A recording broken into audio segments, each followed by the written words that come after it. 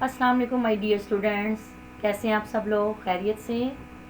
माशाल्लाह माशाल्लाह, very good. ये तो बहुत अच्छी बात है कि आप लोग सब खुश हैं, खैरियत से हैं अपने घरों में और अल्लाह ताला की हिफ्ज़ व अमान में हैं। आपकी इस्लामियत की टीचर मेरा बेटा एक नए सबक के साथ आप लोगों के सामने। अल्लाह ताला का बड़ा करम, अल्हम्दुलिल्लाह। उसका जितना भी शुक्र अदा किया जाए वो कम, कि हमारे जूम लेक्चर्स का जो है वो 8वां हफ्ता जो है वो स्टार्ट हो चुका है। ये सब उस अल्लाह का फ़ज़ल, उसका करम है। लास्ट वीक में हम लोगों ने क्या लेसन पढ़ा था भाई, ये बताएं सबसे पहले तो मुझे, क्योंकि पहले मैं ये लेसन स्टार्ट नहीं कर रही। पहले आप मुझे ये बताएं जी, कौन बता रहा है? ओके, रानी आप बताएं। शाबाश, तहारत और पाकीज़गी के बारे में पढ़ा था। Okay, very good. अब मुझे बताएंगी अनीज़ा काशिफ। अनीज़ा काशिफ, आप ये बताएं तहारत और पाकीज़गी होता क्या है? शाबाश मेरा बेटा, सफाई, सुथराई, पाकीज़गी, ठीक है। और इस सिलसिले में एक कोटेशन थी हमारे नबी करीम सल्लल्लाहु अलैहि वसल्लम की, very very important. Lareb Imran, आप मेरा बेटा बताइए जी। शाबाश। नबी करीम सल्लल्लाहु अलैहि वसल्लम ने तहारत और पाकीज़गी के बारे में फ़रमाया था कि सफाई निस्फ ईमान है, आधा ईमान सफाई है। खुद भी साफ़ रहें, अपने घरों को भी साफ़ रखें, अपने आसपास के माहौल को भी साफ़ रखें। इससे क्या होता है कि हम लोग बहुत हद तक बीमारियों से भी महफूज रहते हैं, और ये हमारे नबी करीम सल्लल्लाहु अलैहि वसल्लम की सुन्नत भी है। आज जो लेसन हम लोग पढ़ने जा रहे हैं वो आपकी इस्लामियत की किताब के बाब पंजम, हदायत के सरचश्मे मशाहिर इस्लाम। बहुत अजीम शख्सियत, बहुत अजीम हस्ती के बारे में ये लेसन है। लेसन आपको सामने नज़र आ रहा है कि सबक जो पढ़ने जा रहे हैं वो है हज़रत अली रज़ी अल्लाह ताला अन्हु के बारे में। आपकी इस्लामियत बुक के पेज नंबर 92 से लेकर 94 तक।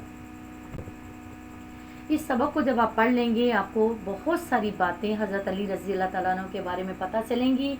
उनकी ज़िंदगी कैसी गुजरी, उनकी पर्सनैलिटी कैसी थी, उनका करैक्टर कैसा था, और उनकी शहादत कैसे हुई। देखिए कितना इन्फॉर्मेटिव लेसन है ना? गुड। अब आपने एक काम करना है, अपने इस लेसन को बहुत तवज्जो से, बहुत ध्यान से सुनना है। एंड पे मैं जो जो क्वेश्चंस करूँगी मैं आप लोगों ने मुझे उसके आंसर्स करने हैं। जहाँ पे आप मेरी हेल्प की ज़रूरत होगी आपको हेल्प आउट करूँगी, लेकिन आप लोगों ने मुझे साथ साथ ये भी बताना है कि कहीं पे आपको कोई प्रॉब्लम है, ये आपने मुझे बातें साथ साथ बतानी है, ठीक है बेटे? ओके।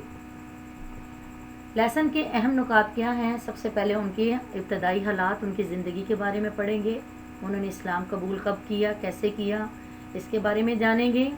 शुजात और बहादुरी, ये हज़रत अली रज़ी अल्लाह ताला अन्हु की बहुत बड़ी खूबी, और उनकी शहादत के बारे में। ओके जी। इब्तदाई हालात में आप लोगों को मैं बता दूं कि हज़रत अली रज़ी अल्लाह ताला अन्हु के वालिद का नाम हज़रत अबू तालिब था, जो नबी करीम सल्लल्लाहु अलैहि वसल्लम के चचा भी थे, आपको पता है। और वालदा का नाम फातिमा बिनते असद था। आप रज़ी अल्लाह ताला अन्हु की कुनियत जो थी वो अबुल हसन और अबू तराब है। ये बताना बहुत ज़रूरी होता है, कुनियत और लक़ब। और लक़ब जो है वो हैदर करार, असदुल्ला और मुर्तज़ा। यहाँ पे एक बात मैं वाज़िया कर दूँ कि आप रज़ी अल्लाह ताला अन्हु का जो लक़ब हैदर है वो आप रज़ी अल्लाह ताला अन्हु की वालदा ने आपको दिया था।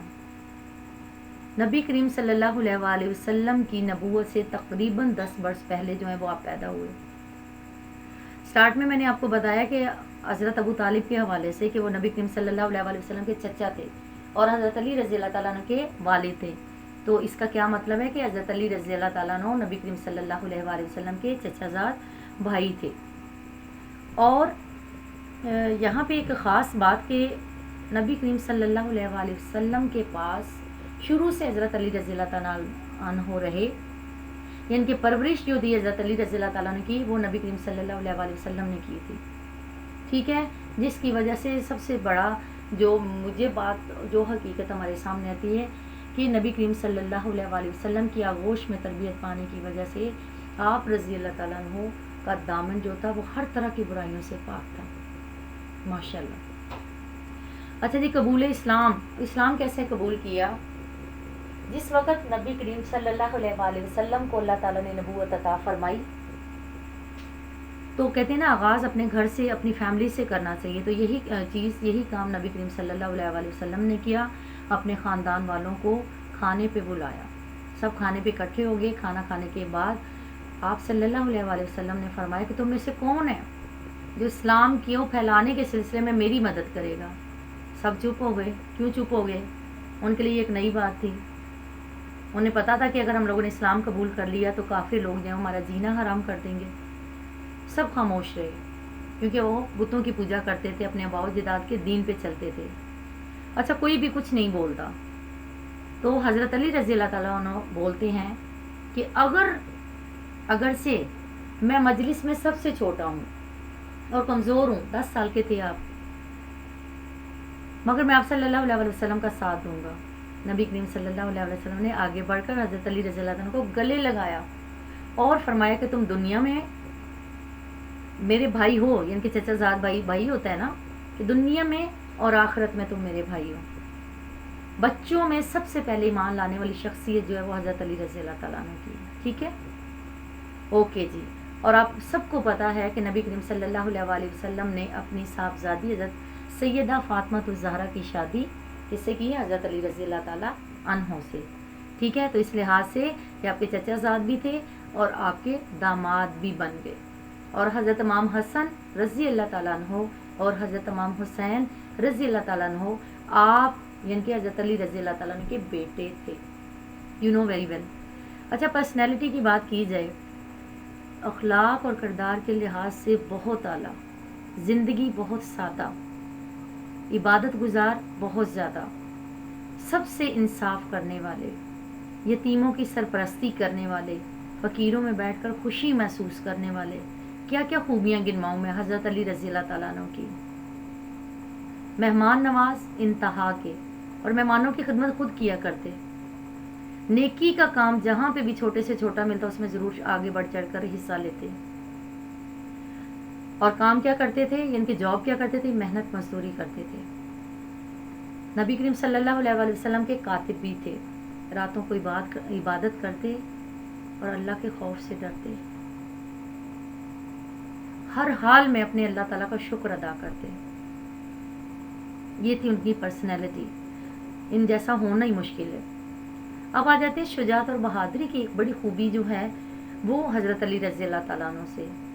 آپ کو بتا دوں, اس میں 2 سے 3 باتیں, کیونکہ یہاں پہ ٹائم کی کمی کی وجہ سے زیادہ ڈیٹیل میں نہیں دے سکتی. جب کفار مکہ نے مدینہ ہجرت کرنے پر نبی کریم صلی اللہ علیہ وآلہ وسلم کو قتل کرنے کی سازش کی, تو نبی کریم صلی اللہ علیہ وآلہ وسلم نے حضرت علی رضی اللہ تعالیٰ عنہ کو اپنے بستر پر لٹایا کہ لوگوں کی امانتیں میرے پاس ہیں, وہ دے کے ان کو واپس چلے جانا, اللہ کی طرف سے مجھے ہجرت کا حکم ہو چکا ہے. حضرت علی رضی اللہ تعالیٰ عنہ بجائے قریش سے, کفار مکہ سے ڈرنے کے نڈر ہو کر نبی کریم صلی اللہ علیہ وآلہ وسلم کے بستر پر لیٹ گئے اور ان کی لوگوں کی امانتیں واپس کر کے پھر مدینہ منورہ گئے. اچھا, یہاں پہ ایک بات بڑی قابل ذکر ہے کہ آپ نے کس غزوہ میں شرکت نہیں کی, شامل نہیں ہوئے. تو اس کا آنسر ہے کہ غزوہ تبوک میں آپ شامل نہیں ہو سکے کسی وجہ سے. غزوہ بدر, غزوہ احد اور غزوہ خندق میں آپ نے بڑھ چڑھ کر حصہ لیا. اور غزوہ خیبر میں تو آپ لوگوں کو پتا ہے یہودیوں کا جو سب سے بڑا سردار مرہب تھا اس کو ایک ہی بار میں قتل کر دیا تھا. اس واقعے کی وجہ سے آپ کو کیا کہا جاتا ہے, فاتح خیبر. اوکے. اچھا, خلافت. جس وقت حضرت عثمان رضی اللہ تعالیٰ عنہ کی شہادت ہو گئی تو مہاجرین اور انصار کے بہت زیادہ اصرار کرنے پر آپ نے یہ خلافت قبول کی اور اپنے دور حکومت میں حالات کو بہتر بنانے کے لیے قرآن اور سنت کے مطابق فیصلے کیے. ان کی خلافت, ان کی یعنی کہ حکمرانی کا جو ٹائم تھا 4 سال 9 ماہ تک مسلمانوں کے اوپر یہ خلیفہ رہے. یہ تھا کتنے, 4 سال 9 ماہ. یہ آپ لوگوں نے یاد رکھنا ہے.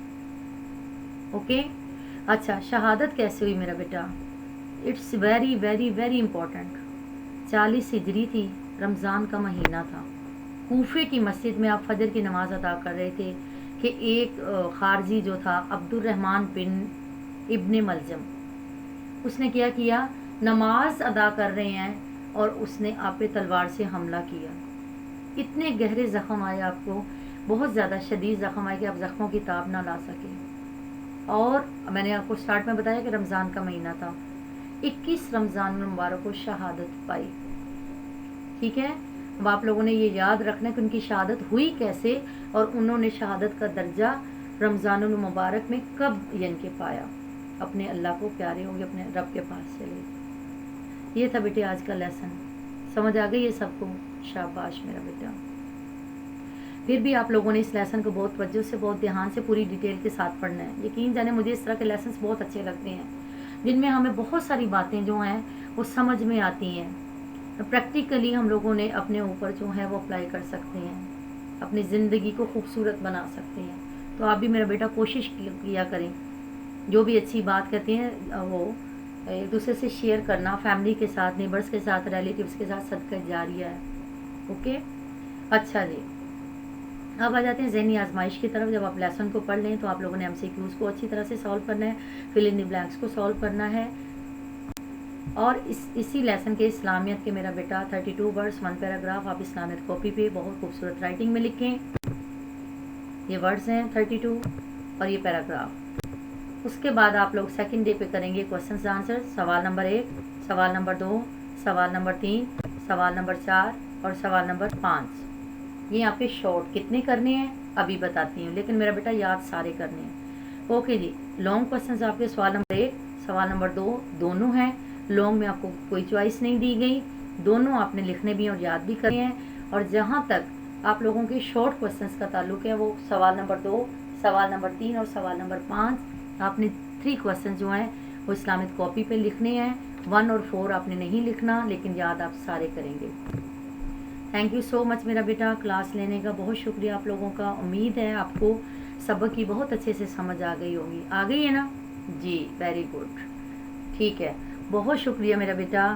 اللہ تعالیٰ آپ سب کو خوش و خرم رکھے، ہر آفت سے، ہر پریشانی سے محفوظ رکھے. اپنا بہت سارا خیال رکھیے گا.